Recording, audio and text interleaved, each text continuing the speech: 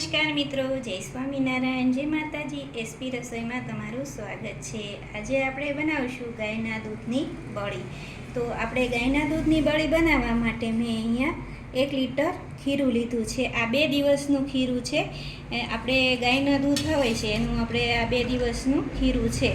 તો આ મેં 1 લીટર લીધું છે અને મેં જેટલું ગળું આપણે ગળ પણ લેવું હોય એ પ્રમાણે લઈ શકાય। તો મેં અહીંયા 1 વાટકી ખાંડ લીધી છે અને 1 ચમચી મેં એલચીનો પાવડર લીધો છે। તો આપણે પહેલાં ખાંડને આમાં ઓગાળી લઈશું। આ 1 લીટર ખીરું છે તો એમાં આપણે 1 વાટકી ખાંડ નાખશું। તમે જરૂર પ્રમાણે આમાં ખાંડનો ઉપયોગ કરી શકો। તમારે જેવું ગળું રાખવું હોય એ પ્રમાણે તમે આમાં રાખી શકો। આપણે આ આખી વાટકીનું માપ લીધું છે એ બધી જ ખાંડ આપણે એમાં બરાબર આવી રીતે આમાં ઓગાળી લેવાની છે। આમાં ખાંડ 2 જ મિનિટમાં ઓગળી જશે। આ આપણી ગુજરાતીઓની વાનગી છે। આપણે ગાયના દૂધનું ખીરું છે એની બળી ખાવામાં ખૂબ જ ટેસ્ટી લાગે છે અને આની એક નવી વાનગી છે જેને બળી છે એ બરફી કરતાં પણ વધારે ટેસ્ટી લાગે છે। તો આપણે આમાં બધી જ ખાંડ આવી રીતે ઓગાળી લેવાની છે। આમાં આપણે ખાંડને પૂરેપૂરી ઓગાળી લેવાની છે।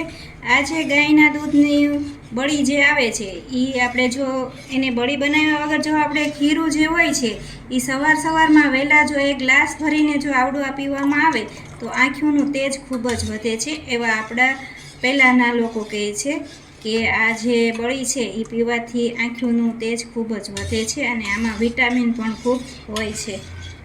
તો આપણે આ વાનગી છે એ આપણે જરૂરથી બનાવવી જ જોઈએ। હવે જો આપણી બધી જ ખાંડ જે છે એ આમાં દૂધમાં ઓગળી ગઈ છે। હવે જો તમને એલચીનો સ્વાદ પસંદ હોય તો આપણે એમાં એલચી નાખી શકો, નહીં તો તમે 1 ચમચી આપણે એલચી નાખી છે। તમને જો એલચીનો સ્વાદ પસંદ હોય તો નાખવાની। આમાં પણ એલચી હશે તો જ વધારે સરસ લાગશે। મેં 1 ચમચી આમાં એલચીનો પાવડર નાખ્યો છે।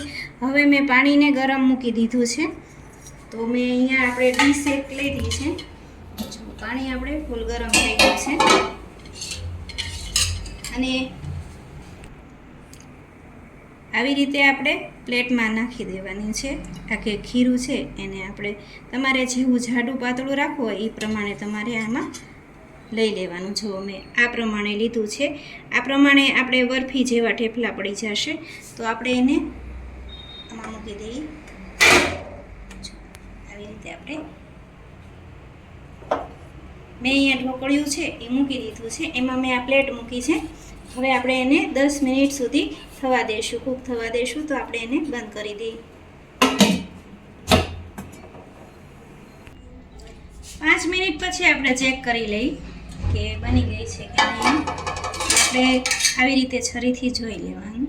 જો એકદમ સરસ તૈયાર થઈ ગઈ છે। આપણે નીચે લઈ લઈએ।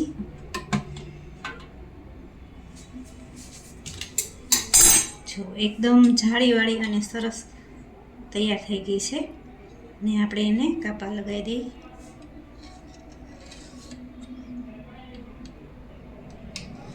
આવી રીતના આપણે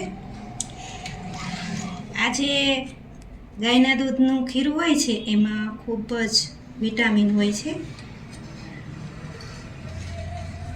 તો જો મિત્રો, તમને આ મારી રેસીપી પસંદ આવે તો એસપી રસોઈને સબસ્ક્રાઈબ કરી અને બેલ આઇકન દબાવવાનું ભૂલતા નહીં, જેથી કરી તમને અવનવી રસોઈ જોવા મળે।